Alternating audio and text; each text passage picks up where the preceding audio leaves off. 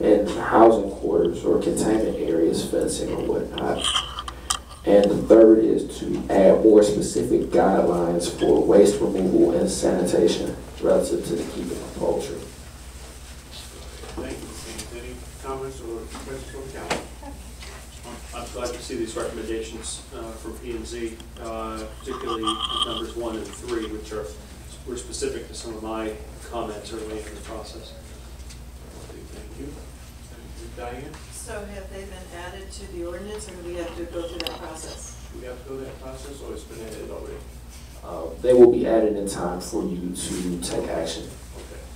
All right, thank you. Any more comments from the council? Yes. You want to The application process for keeping the poultry seems a little extreme, I think. Maybe some of the sanitation could be cleared up, or what you need to do to keep down smells or odors and that kind of thing. But I think that's a big burden for the property owner. Where is this? Which? Number 1. Yeah, I don't quite understand this addition of their recommendations and how that process works. Well, if you all decided to follow that recommendation and mandate an application process for residents wishing to keep poultry at their home, language regarding such could be added to the ordinance, but it doesn't have to necessarily detail the process. That's more of an administrative issue that Mr. Barker and myself would address. We would lay out the specifics of it, and that would just become an administrative policy, if you will, or procedure. Yeah, and so in the absence of a clear consensus on the addition of these recommendations, then my recommendation would be to leave the current recommended or proposed ordinance as is, and then if the council would wish to consider any of these recommendations, that could be contained within any motion that's considered. That clarify it? At Thursday's meeting? Yes. Thank you. All right, thank you. Any comments? Seeing none, we'll move forward. We're going to the 11th presentation request to establish community gardens at Friendship Forest. Again, Mr. Gaines. Thank you, thank you.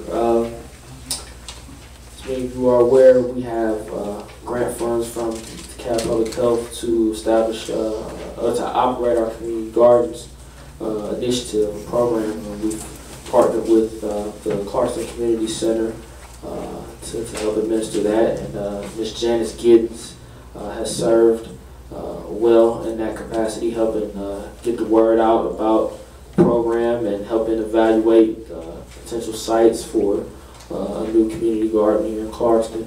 And through her work, she has identified Friendship Forest as the most viable location for a new community garden in the city. There's an application process that individuals or groups will go through in order to establish the community garden, and the Friends of Friendship Forest has taken that task on as far as applying or whatnot, and Vin Glover has taken the lead on that and developed a plan and a concept for this proposed garden, and he is here tonight to present it to you. So at this time, I'll turn it over to Vin. Okay. I guess you guys have the drawing that I submitted. Did you all look at the design? They don't have a copy of the drawing. Oh, okay. Yeah, this is your show. Okay, well, I'll just use the one I have. This is original, so you have to deal with it, all right? I'll just present it to you real quick. This would be Ponce de Leon right here, and that's the main entrance, okay? North is facing that way. Ponce is here, the railroad track, and then Church Street. So you would come in this way, and the parking lot's down here. I'm sorry, I buzzed the whole. Vin, can you stand up on the? Yeah. And what we want to do is design a nice looking garden. So we did 24 plots that are, the standard size, which is 5 by 12. And then we did 3 feet in between and 6 feet in between. Here we have 2 handicap plots for wheelchair access, which are a little bit longer and a little bit narrower. And also we wanted to design a path that goes all the way down into the parking lot so you can bring your wheelbarrow and all that stuff up. Over on the other side, there's a fence right here, and then, you know, it comes into the parking lot. You enter this way, there's a little U-turn that goes that way. Over here, there's a little piece of pavement, there's a patch of pavement, and what we would like to propose there would be our water containment system and our tool shed, okay? And it would be right beyond this fence. So what I suggest is that we could take this little segment of fence out, and then people can access it.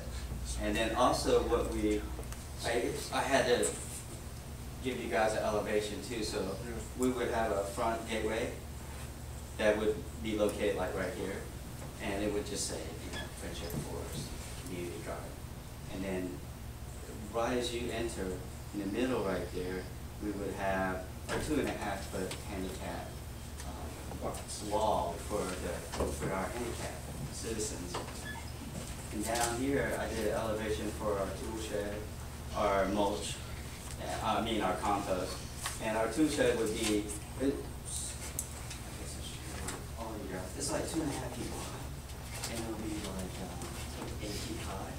It'll have a PVC, like, corrugated, clear plastic roof, and we would catch water off of that. That way it's, naturally lit, so when you open the shed, you don't need light, you won't need the light, it's already lit in the daytime. And we'll have sliding doors, so, and it won't be so deep that handicapped people can access it too. And these are just preliminary drawings, but we'll refine them as we start developing the property, all right, guys? And then our water containment system will be like a huge roof surface, like a tarp, and it will be suspended by the ground. It would all the water that's collected will empty into a storage container, which will have a spigot on it, and then we can all water our plants with that. In the beginning, we probably will use some city water just to establish, and I guess our fees that when we start recruiting people, we will include that in the gardener's fees so that we can pay the city for the water that we use until we can get up, off the ground and be sustainable. There is on the application under the fee heading, there was a waiver that I could waive, and I sent you guys a letter to request a waiver for the $200 site preparation fee. I have copies of that letter here. Okay, yeah, and that's if we need assistance from the city to establish the site or develop the garden, the initial startup cost. We're going to do it ourselves, Janice and I, and so that way I wrote you guys a letter to ask for that request to waive that fee. All right, and then there's a annual permit fee, which is $50, and I guess I will pay that. But since you guys are all here, I'm going to ask you if we can waive that because of all the time I put into the forest and the money that I put in and the investment. But, if I need to pay that, I will. I'm just going to ask because it doesn't hurt to ask, okay? All right, so is there any, you guys have any questions you want to ask? I'd like to see a copy of that. I mean, I'd like to get a copy. In fact, I gave you guys, I made 3 copies, so before, hopefully you can get them and look at them. 8.5 by 11s. No, they're not 8.5 by 11, so they're 11 by 17. Okay. Yeah, they're, And I'd like to have so that, the copy that you guys have is in color. Okay. So you just have Can you get the council's copies, Mr. Paul? I can take care of that, sir. Yes, okay. and, Thank you. yeah, so if you guys have any questions. Okay, any questions from the council? I just think it's great. I appreciate all the work you're Yeah, doing. it's wonderful. And I'm excited to see it happen. Okay, all right, thank you. Let's move forward. All right, cool. All right, moving to agenda item D12, to discuss proposed multifamily housing ordinance. Mr. Gaines. Actually, that would be Mr. Barker. Okay. Yeah, thank you, sir. I don't think I have to tell everybody that the current conditions in many of our multifamily housing complexes are creating concern from those residing within these places. The proposed creation of Article 5, section of the Code of Ordinances, Chapter 11, will provide needed regulations